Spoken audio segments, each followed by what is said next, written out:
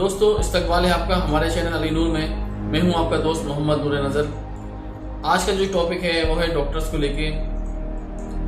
किस तरह Indian government या इंडियन मेडिकल एसोसिएशन या डॉक्टर्स की निजी जिंदगी या उनसे परेशान होने वाले पेशेंट या सुकून से अपना इलाज पाने वाले पेशेंट और वो डॉक्टर्स जिनको कोई रजिस्ट्रेशन नहीं मिला हुआ है, जिनको आम भाषा में लोग झोला छाप कहते हैं, उनके बारे में एक, और उन कंपनियों के बारे में जो इंडिया में दवाइयों से पैसा कमाती हैं, इनके बारे में एक छोटी सी तफसील दी जाएगी, जिससे आपकी समझ में कम से कम ये आए कि आखिर ये खेल है या बिजनेस है या सेवा है। जिस तरह लोग इंडिया में डॉक्टर्स को भगवान मानते हैं, इतना सम्मान डॉक्टरों को दिया जाता है, वो उसके हकदार हैं भी और नहीं। इनमें कुछ डॉक्टर ऐसे हैं जो निस्वार्थ बिना किसी लोभ के लालच के लोगों का इलाज कर, चाहे वो कोविड के टाइम पर हो चाहे नॉर्मल वक्त में हो, वो इलाज करते हैं। उनको पैसा कमाने से या पैसा जमा करने से इतना उनका मतलब नहीं रहता कि मैं पैसा ही कमाऊं। इसी तरह कुछ डॉक्टर ऐसे हैं जिन्हें डॉक्टर तो कहना ठीक ही नहीं होगा, उनको जल्लाद कहा जाए।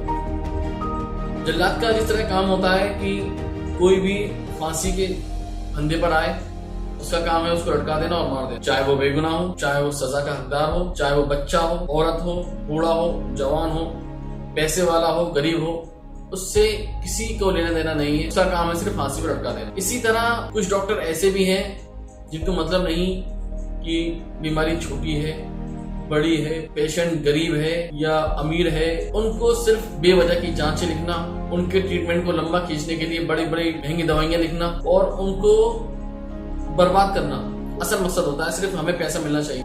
इंडिया में टोटल 542 करीब मेडिकल कॉलेज हैं जो रजिस्टर्ड हैं, और जो डॉक्टर हैं जो सेवा में लगे हुए हैं करीब 18 लाख है, अप्रोक्स 18 लाख है, कुछ कम बढ़ती हो सकते हैं, जिसमें स्पेशलिस्ट जो हैं वो 3,70,000 के करीब, चाहे वो न्यूरो के हों, चाहे वो सर्जन हो, चाहे वो डेंटिस्ट हो, करीब 3,70,000 के करीब। होम्योपैथिक के करीब 54,000 डॉक्टर्स हैं। अब आते हैं झोला छाप जिनको कहा जाता है, वो करीब इंडिया में 10 लाख है। और कुछ नीम हकीम, चाहे वो अपने बड़ों से सीख के या किसी के पास बैठ के सीख गए हों, वो भी है जिनको हम झोला छाप में ही डालते हैं, बोलते हैं झोला छाप ही है। दरअसल ये झोला छाप जो है ये इंडिया की रीढ़ की हड्डी है, क्योंकि इनका जो इलाज है वो महंगा नहीं हो, तो 20 रुपए 30 रुपए रोज की दवाई देते हैं और ट्रीटमेंट लोग को फायदा भी होता है। और ये वो लोग हैं जो ट्रीटमेंट कराते हैं जिनके पास गुंजाइश नहीं होती कि वो 300 से 500 फीस देके डॉक्टर का कंसल्ट हासिल कर सके।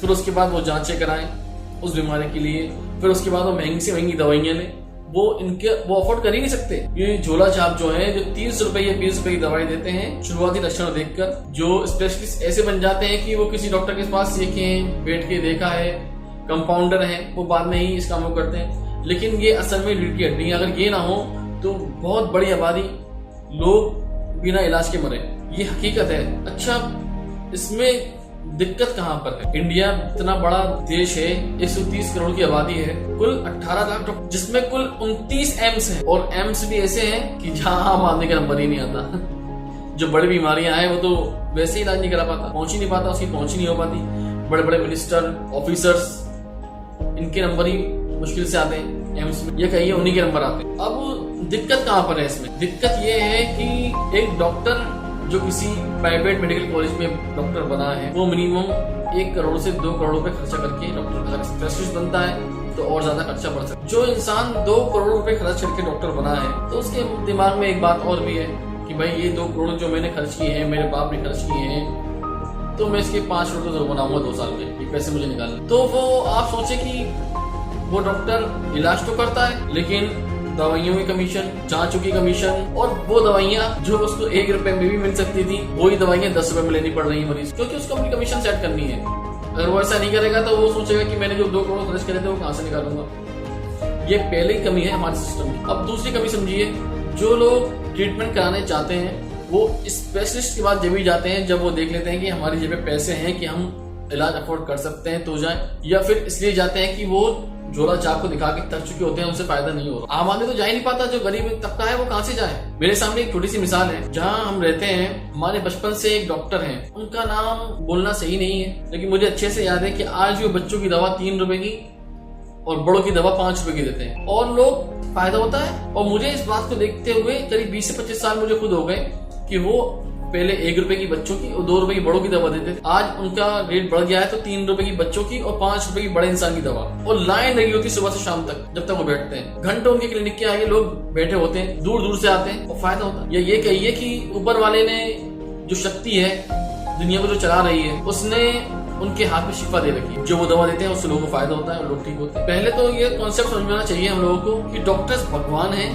या इंसान है या जल्लाद है। दरअसल डॉक्टर सिर्फ इंसान ही है। उनके काम ने उनको इंसान से भगवान और इंसान से जल्लाद बना रखा है। आज कोरोना काल में न जाने कितने डॉक्टर मर रहे हैं इलाज करते करते, और उसके बावजूद भी खबरें आती हैं कि लोग पार्ट्स निकाल ले रहे हैं, इंसानों के अंगों को निकाल लेते हैं और बेवजह मार दे रहे हैं, बड़े बड़े बिल बना रहे हैं, बड़े बड़े हॉस्पिटल। ये क्या है? ये तो सीधा सा सिस्टम है कि भाई नुकसान पहुंचाया जा रहा है इंसानियत। बात करते हैं इंडिया की टॉप 10 कंपनीज जो दवाइयां बनाती हैं, इनकी टर्नओवर बहुत अच्छे हैं, जिनमें नंबर 10 पे आती है दिवीज लैब। इसके फाउंडर हैं दिवी सत्येंद्र किरण जी। इसका टर्नओवर है 4,880 करोड़ रुपए का। और इनके जो मेन प्रोडक्ट हैं जो मार्केट में अच्छे से चलते हैं वो है नेप्रोक्सेन, गाबापेंटिन, डेक्स्ट्रोमेथाफोरन, HBR। नंबर 9 पर है अल्केम फार्मा, जिसके फाउंडर थे संपरदा सिंह। इसका टर्नओवर रहा है 5,714 करोड़ रुपए का। इनके जो स्पेशल प्रोडक्ट हैं जो चलते हैं बाजार में, टैक्सिमो, ऑपडेम, जोसेफ और जेमगाल। 8वें नंबर पर है टोरेंट फार्मा। ये वो टोरेंट फार्मा है जिसकी आगरा में टोरेंट पावर चलती है। ये एक बड़ा ग्रुप है। इसके फाउंडर हैं UN मेहता और इनका टर्नओवर है फार्मा का 5,762 करोड़ रुपए। ये कंपनी बहुत सारी, ये ग्रुप है क्योंकि इसके बहुत सारे काम चलते हैं। ये सिर्फ फार्मा से नहीं जुड़ी हुई है और इसके प्रोडक्ट एक्सपोर्ट भी होते हैं इंडिया से। इनके प्रोडक्ट हैं डेलजेम, नेक्सप्रो, कैनिश्योर, मिकोरान, साइमोरॉल। 7वें नंबर पर आती है ग्लेनमार्क फार्मा। इसके फाउंडर थे ग्लेन मेरियो। इसका टर्नओवर है 6,403। इसके मेन प्रोडक्ट हैं टेलमिरान, ऑल्मी, सेट्रॉन, ग्लिम प्री। 6वें नंबर पर आती है कैडिला हेल्थ केयर लिमिटेड। इसके फाउंडर थे राजीव भाई मोदी। इसका टर्नओवर है 6,403 करोड़ रुपए का। इसके मेन प्रोडक्ट हैं हेमअप, ओसिड, एनवास और डेक्सोना।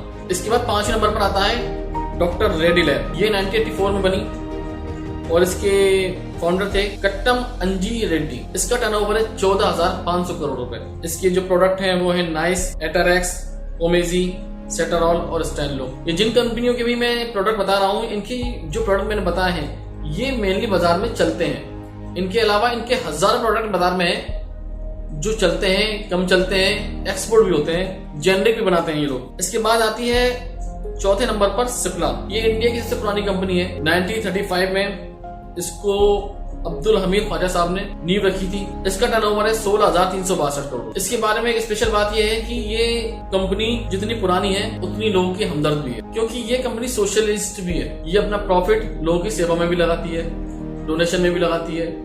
अभी कोविड काल में इसने सबसे बड़ा काम ये किया, एक हेल्पलाइन चालू किया जिसमें आपको फोन करने पर जो दवाइयां आपको नहीं मिल रही वो दवाइयां पहुंचाई जा रही थी। ये अच्छा कदम था और आज भी ये कंपनी बहुत बड़े तौर पर ग्रो कर रही है, लोगों की सेवा कर रही है। इसके प्रोडक्ट बहुत हैं। ये जेनरिक भी बनाते हैं, एंटीबायोटिक्स भी बनाते हैं, जिसमें एम्टोप्रेस, एस्थलीन, ब्यूटकॉर्ड, फुल फॉर्म, एसीवर, सिप्लॉक्स, बहुत प्रोडक्ट चलते हैं इनके। नंबर 3 पर है ल्यूबिन।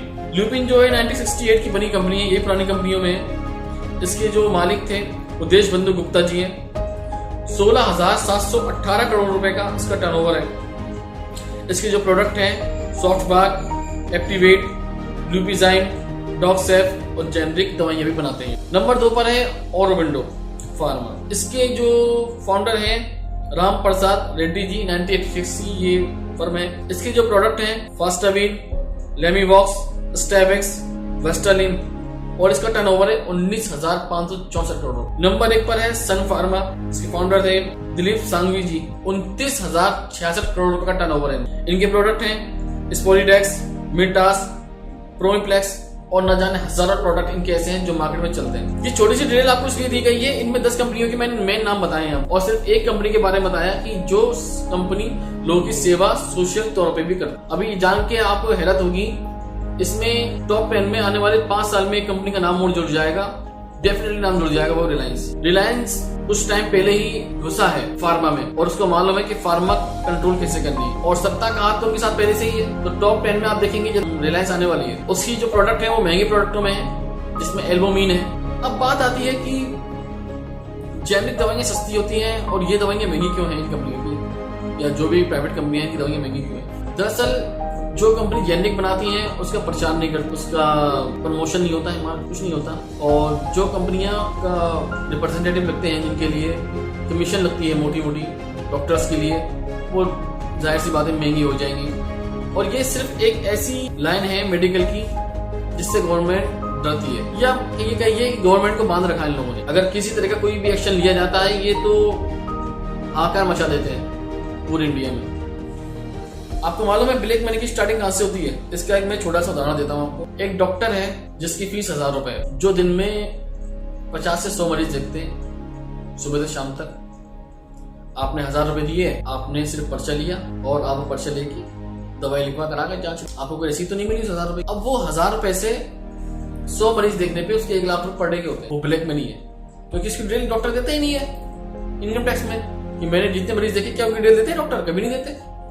या कोई रसीद ऐसी मिलती है कि ये 1000 रुपए की रसीद आप इनकम टैक्स में अप्लाई कर सकते हैं? ये तो बड़े हॉस्पिटल जो करते हैं कि भाई रसीदें मिलती हैं, सारे चेकअप्स की मिलते हैं, तो वो तो आप क्लेम कर सकते हैं कि क्लेम भी नहीं होते। अच्छा, और दूसरी बात, डॉक्टर जो होते हैं अगर कोई दवाई लिखते हैं तो उसका फॉर्मूला लिखें कि आपको इस फॉर्मूले की जरूरत है या इस सॉल्ट की जरूरत है, आप ये लीजिए, ना कि उस कंपनी की जिसकी वो पैसा खा के बैठे हुए हैं, जिसके रिप्रेजेंटेटिव से वो सारी स्कीम समझे हुए हैं, सिर्फ उसी प्रोडक्ट को लिखेंगे। ये कहाँ का इंसाफ है? वो उस सॉल्ट की या उस फॉर्मूले की कोई भी दवाई ले, या जेनरिक ले या कोई सी महंगी दवाई ले, उसकी मर्जी है पेशेंट की। उसकी जेब में अगर 1 रुपया है तो 1 रुपए की दवाई ले जेनरिक, अगर वो 100 रुपए गुंजाइश वाला है तो 100 रुपए की ले ले, उसकी मर्जी है। लेकिन आप तो चाहेंगे कि वो 100 की ही ले, वो 1 रुपए वाली ले ही नहीं। क्यों नहीं ले? क्योंकि आपकी कमीशन है। ये सुधार होना बहुत जरूरी है। और मैं फिर कह रहा हूँ, ये जिनको जुरा जा बोला जा रहा है ना, ये इंडिया की रीढ़ की हड्डी है। ये सादे हुए हैं डॉक्टर्स, ये लाखों लोग, करोड़ों लोगों की उम्मीद है, जो बैठे हुए हैं, जो छोटे इलाज कर रहे हैं, जो छोटी बीमारियों को आगे बढ़ने नहीं दे रहे हैं, वही रोक दे रहे हैं। नजला, जुकाम, खांसी, बुखार, मलेरिया, डायरिया, इनको बड़े नॉर्मल तरीके से समझ लें और जो नॉर्मल बीमारियां हैं उनको कंट्रोल करते हैं। वरना इन्हीं छोटी बीमारियों के लिए आप बड़े डॉक्टर के पास जाइए तो आपके लंबे चौड़े बिल बनेंगे, लंबे चौड़े जांचें लिखी जाएंगी और आपका रिजल्ट 0 रहेगा। बहुत सारी बातें हैं जो कहनी है इस बारे में। अब आती है बात गवर्नमेंट की। गवर्नमेंट क्या करती है? गवर्नमेंट करती है 30,000 करोड़ रुपए की मूर्ति बनाती है। वो 29 जो एम्स है उसको डबल करना नहीं चाहती। गवर्नमेंट राहत पैकेज स्टार्ट करती है हॉस्पिटल और डॉक्टर्स की सेवा बढ़ाने के लिए। डॉक्टर्स हायर नहीं किए जाते, मेडिकल कॉलेज बढ़ाए नहीं जाते, जिनसे सस्ती मेडिकल कॉलेज में सेवा मिलना शुरू हो। डॉक्टर्स कम पैसों में पीएमटी से बने, कम खर्चे में डॉक्टर्स बन जाएं, सेवा कर सकें, वो नहीं सोच। डॉक्टर सत्ता की मलाई नहीं खाते, लेकिन सत्ता डॉक्टर्स की मलाई भी खाती। एक तरफ जहां मेडिकल लाइन ने, मेडिकल एसोसिएशन ने इनको बांध रखा है, वहीं मेडिकल एसोसिएशन इनको बहुत मोटा पैसा भी देती है। ये भी सही बात है। ये एक नॉर्मल बात है कि आप किसी के खिलाफ नहीं बोल सकते, एक तो उसके पास पावर है या फिर उससे आप पैसा लेते हैं। ये बहुत सोचने की बात है और बहुत सारी बातें ऐसी हैं जो भी इस टॉपिक पर बोली जाए तो कमी है। डॉक्टर्स अगर अच्छे ना होते तो भगवान का भी इनको लकब लोग नहीं देते, बुरे ना होते तो जल्लाद के नाम से भी नहीं बुलाते, इंसान ही होते तो इंसानियत को कम से कम जिंदा जरूर कर। सब कुछ मिला के बात इतनी सी है कि हालत खराब है। अगर आप इस काबिल हैं, आपके पास पैसा है और आप चाहते हैं कि लोगों की सेवा करना चाहते हैं, तो अपने बच्चों को मेडिकल लाइन से जोड़ें। अगर आप कोई ग्रुप है तो आप कोई मेडिकल फार्मा खोलें, कंपनी बनाएं जो लोगों की सेवा कर सके। कम से कम जो आपके हाथ का है वो जरूर करें, क्योंकि मानव सेवा सबसे बड़ी सेवा है। इसलिए दुआ में याद रखें। अल्लाह हाफ़िज़।